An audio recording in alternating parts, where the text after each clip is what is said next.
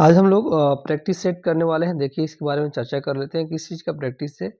BPSC TRE 4.0 जो vacancy आने वाली है, जो लोग चाहे किसी भी सब्जेक्ट के हों, उसके लिए आज हम लोग कुछ लेकर आए हैं, तो इसे देख लीजिए। पहले इस बुक के बारे में जान लेते हैं। यह जो आपका किरण पब्लिकेशन की बुक है, कंप्यूटर साइंस की है। और यहाँ पे यह 11th 12th 9th 10th जो भी एग्ज़ाम आप लोग देना चाहते हैं, इसे देख सकते हैं। देखिए इसमें टोटल आपका ये सारे पेपर इंक्लूड किए गए हैं, लैंग्वेज के, जनरल स्टडीज के और सब्जेक्ट नॉलेज के भी, कंप्यूटर साइंस के। आज हम लोग हिंदी इंग्लिश का पार्ट करेंगे। देखिए उसके पहले हम लोग जान लेते हैं इसमें टोटल आपका कुल आपका 14-15 प्रैक्टिस सेट्स दिए गए हैं, और इसके अलावा टीआरई जो एग्ज़ाम हुआ है प्रीवियस ईयर वो भी दिया गया है।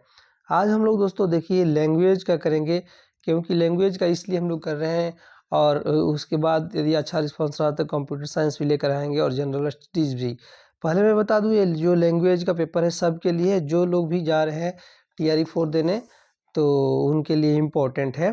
तो चलिए सभी सब्जेक्ट के लिए, जो भी किसी भी सब्जेक्ट के आप हो, हिंदी इंग्लिश मैथ फिजिक्स, जिनके लिए लैंग्वेज पेपर होगा वो सभी लोग देख सकते हैं। 30 क्वेश्चन है आज हम लोग इस बुक से देखेंगे। चलिए यहाँ से शुरू कर लेते हैं। इंग्लिश का क्वेश्चन यहाँ पे है, तो इसे शुरू कर लेते हैं। देखिए यहाँ पे दिया गया एक क्वेश्चन है, और आप लोगों से रिक्वेस्ट है, चैनल को दोस्तों अभी तक सब्सक्राइब नहीं किए तो तुरंत सब्सक्राइब कर लीजिए। पूरे बुक का पीडीएफ और सब कुछ आपको चैनल पर प्रोवाइड करवाया जाएगा। उसके लिए डिस्क्रिप्शन में लिंक दिया जाएगा टेलीग्राम चैनल को, वहाँ पर ज्वाइन कर लीजिएगा। क्वेश्चन है आपका, चूज द मोस्ट अप्रोप्रिएट आप masculine of cow from the words given below.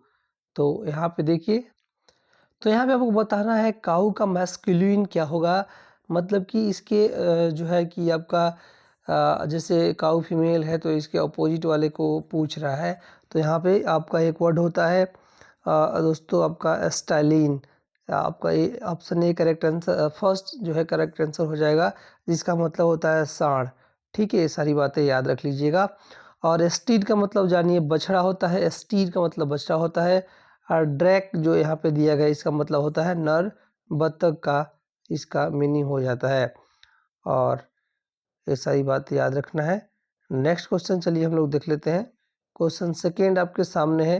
Question है आपका, I got it wrong, it was not the red one but the blue one, which word in the above sentence is used as a conjunction, choose from the word the given below.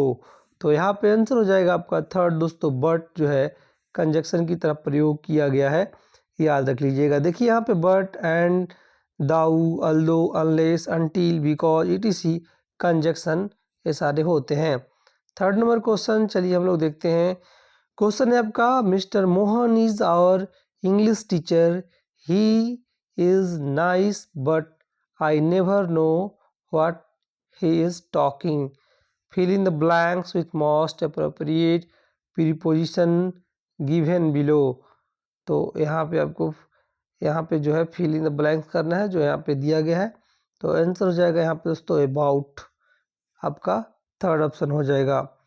यहाँ पे दोस्तों preposition about का उपयोग किसी बातचीत या चर्चा के विषय को इंगित करने के लिए किया जाता है। क्वेश्चन आइए देखते हैं हम लोग 4 नंबर दोस्तों, which word is the opposite of amusing. Amusing का जो है अपोजिट वर्ड बताना है। अम्यूजिंग का मतलब होता है दोस्तों मनोरंजक। ठीक है, something that causes one two laugh और स्माइल, फनी, ह्यूमेरियस, लाफेबल, मतलब इसका होता है। और इसका आंसर यहाँ पे हम लोग देख लेते हैं। अम्यूजिंग का अपोजिट वर्ड क्या हो जाएगा। तो अम्यूजिंग का दोस्तों अपोजिट वर्ड आपका यहाँ पे थर्ड हो जाएगा, फनी। ऑप्शन जो है आपका, सॉरी फनी नहीं, बोरिंग, क्योंकि इसका मतलब तो फनी हो गया, तो इसका मतलब बोरिंग हो जाएगा। आपका थर्ड ऑप्शन जो है, थर्ड आंसर हो जाएगा बोरिंग। ठीक है, बोरिंग जो है एडजेक्टिव की तरह प्रयोग हो रहा है। ठीक है, नेक्स्ट क्वेश्चन चलिए हम लोग यहाँ पे देखते हैं। क्वेश्चन नंबर 5 दोस्तों देख लेते हैं। चलिए आपके सामने लगाए हैं। A bunch of flowers arranged in an attractive way is called. क्या हो जाएगा आंसर यहाँ पे? तो आपका हो जाएगा बाउक्यूट। बाउक्यूट आपका आंसर हो जाएगा यहाँ पे, ठीक है।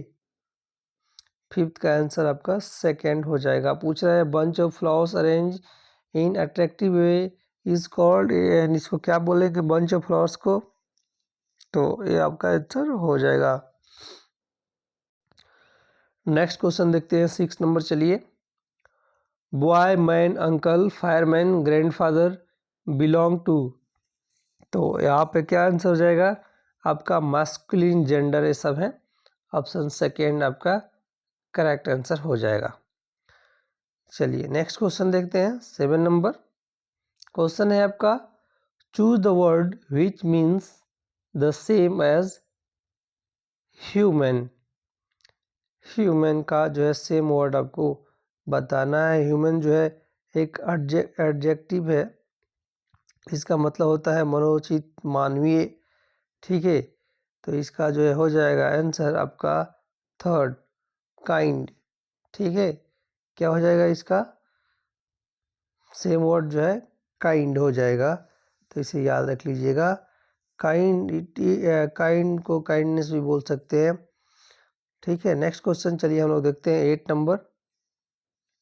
फिल करना है, have trust dot dot gold and do the right correct preposition in the blank. तो यहाँ पे फिल करना है। देखिए यहाँ एग्जाम आप एडियो का भी देना चाहते हैं तो देख सकते हैं, क्योंकि उसमें भी हिंदी इंग्लिश आने वाला है। तो यहाँ पे क्या फिल हो जाएगा? इन जो है आपका फिल हो जाएगा यहाँ पे। ट्रस्ट एक नाउन है तो यहाँ पे इन फिल हो जाएगा। दो नाउन को जोड़ने के लिए जो है आपका प्रीपोजिशन का प्रयोग करते हैं। Have trust in good and do the right correct हो जाएगा करेक्ट प्रीपोजिशन, ठीक है। फर्स्ट आंसर हो जाएगा यहाँ पे। नेक्स्ट क्वेश्चन चलिए हम लोग देख लेते हैं। यहाँ पे 8 क्वेश्चन है आपका इंग्लिश का, इसमें दिया हुआ है। अब 9 से 11 जो है हम लोग देख लेते हैं। देखिए यहाँ पे दिया गया है, नीचे दिए गए गद्यांश को ध्यानपूर्वक पढ़ें और 4 विकल्पों में से प्रत्येक प्रश्न का सर्वोत्तम उत्तर चुनिए। पढ़ते हैं चलिए। वह माह नवंबर की शुरुआत थी और टॉम कैनेडी भी अन्य अफसरों की तरह से शरतकालीन लंबे दौरे पर विविध पुलिस स्टेशनों के निरीक्षण हेतु बाहर था। सर्दी के दिनों में कैंप का जीवन एक लंबे पिकनिक के समान हुआ करता था। भारत की कष्टदायक गर्मियों के बाद इन दिनों की ताजगी आनंदवर्धक होती थी, परंतु कर्तव्य की कभी अवहेलना नहीं होती थी, क्योंकि अपने अधीनस्थ पदाधिकारियों के कार्यों और गतिविधियों के निरीक्षण के अतिरिक्त सुपरिटेंडेंट से अपेक्षा की जाती थी कि वह पूरे जिले की स्थिति का वाकफियत हासिल करे। विशेष ग्रामीण क्षेत्रों में पनपने वाले क्राइम की उसको इस दौरे के मध्य शिकार के उत्तम अवसर मिला करते थे। एलोपुर में चूंकि कुछ अच्छे जंगल थे, अतः कैनेडी यह बेहतर शिकार की आशा में आया था। तो यहाँ पे 9 से 11 इसी के जो पढ़े हैं उसके हिसाब से आंसर देना है। देखिए यहाँ पे सर्दी के दिनों में कैंप टॉम कैनेडी को अच्छे क्यों लगा करते थे? क्योंकि दोस्तों आपका पिकनिक के समान होने के कारण सेकेंड आंसर हो गया। नेक्स्ट क्वेश्चन यहाँ पे देखते हैं। इस अनुच्छेद का कोई उपयुक्त शीर्षक बताइए। तो आपका शरतकालीन दौर का मजा, ऑप्शन सेकेंड इसमें भी हो जाएगा। 11 नंबर है, निम्नलिखित में से कौन सा हासिल शब्द का पर्यायवाची नहीं है? तो यहाँ पे हो जाएगा गंवाना, ऑप्शन 4 सबका करेक्ट आंसर हो जाएगा। नेक्स्ट यहाँ 12 नंबर देखिए। 12 नंबर है, मैं नीर भरी दूह की बदली यह काव्य पंक्ति किन की है? तो यह काव्य जो है किन की है? तो आपका महादेवी वर्मा की है। थर्ड करेक्ट आंसर आपका हो जाएगा। नेक्स्ट क्वेश्चन देखिए यहाँ पे। चलिए हम लोग क्वेश्चन नंबर 13 देखते हैं। 13 नंबर क्वेश्चन है आपका, स्पर्शजन्य बीमारी के लिए इनमें से उपयुक्त शब्द कौन सा है? तो हो जाएगा आपका संक्रामक, ऑप्शन थर्ड आपका करेक्ट आंसर हो जाएगा। यहाँ पे क्वेश्चन देखिए, यहाँ पे संक्रामक जो है आपका थर्ड आंसर हो जाएगा। स्पर्शजन्य बीमारी के लिए उपयुक्त एक शब्द संक्रामक है, याद रखिएगा। निम्नलिखित में से कौन सा शब्द तत्सम है? तो इसमें तत्सम कौन सा शब्द है? तो आपका प्रकट जो है तत्सम शब्द है, इसे देख लीजिएगा। देखिए कुछ शब्दों के जो है तत्सम तद्भव बता देते हैं, जैसे कि तद्भव का तत्सम बता देते हैं। जैसे कि आपका पंख, इसका तत्सम हो जाएगा पक्ष, ये तद्भव है। पत्थर तद्भव है, इसका तत्सम पाषाण हो जाएगा। और पंक्षी जो है तद्भव है, इसका तत्सम पक्षी हो जाएगा। परगड प्रगड तद्भव है, इसका तत्सम प्रकट हो जाएगा। ऐसे जो होता है। नेक्स्ट क्वेश्चन देखते हैं हम लोग, आइए 15 नंबर क्वेश्चन है, निम्नलिखित वाक्यों में से मिश्र वाक्य ज्ञात कीजिए। तो थर्ड देखिए, यदि मुकेश मेरे पास आता तो मैं कर्नाटक चला जाता, यह मिश्र वाक्य है। थर्ड आपका करेक्ट आंसर यहाँ पे हो जाता है। नेक्स्ट आइए देखते हैं हम लोग 16 नंबर क्वेश्चन। 16 नंबर क्वेश्चन है, निम्नलिखित प्रश्न में दिए गए वाक्य विकल्पों में से उस विकल्प का चयन करें जो दिए गए मुहावरे के अर्थ को सर्वश्रेष्ठ रूप से व्यक्त करता है। अंत बिगाड़ना, अंत बिगाड़ना मुहावरे का अर्थ क्या है? तो परिणाम खराब करना। थर्ड आंसर यहाँ पे हो जाएगा। वह रोज देर से उठता है, इस वाक्य में किस काल का उदाहरण है? तो यहाँ पे आंसर हो जाएगा सामान्य वर्तमान। थर्ड आपका आंसर हो जाएगा। ठीक है। नेक्स्ट यहाँ देखिए 18 नंबर, जिस क्रिया का फल कर्ता पर न पड़कर कर्म पर पड़े उससे कौन सी क्रिया कहते हैं? सकर्मक क्रिया कहते हैं। जिस क्रिया का जो है दोस्तों, सकर्मक क्रिया में क्रिया का फल कर्ता पर न पड़कर कर्म पर पड़ता है, जैसे क्रिकेट खेलना। ठीक है। नेक्स्ट क्वेश्चन यहाँ पर देखिए 19 नंबर क्वेश्चन है, अलंकार के संदर्भ में इनमें से कौन सा कथन सही है? तो आपका हो जाएगा यहाँ पे उपयुक्त में से एक से अधिक।